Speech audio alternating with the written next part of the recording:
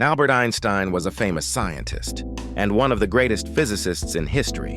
He was born in 1879 in Germany and showed curiosity about the world from a young age.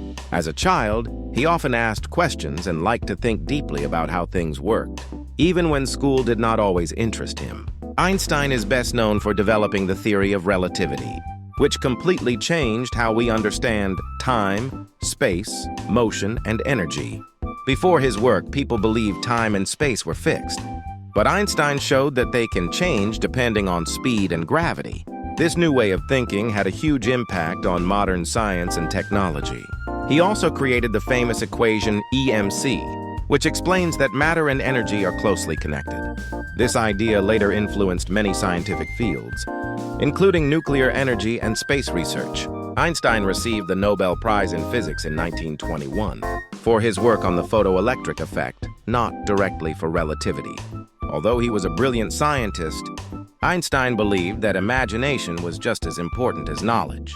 He often said that curiosity and creative thinking lead to true discovery. Einstein also cared deeply about peace, freedom, and humanity, and he spoke out against war and injustice. Einstein believed that asking good questions was more important than simply memorizing facts.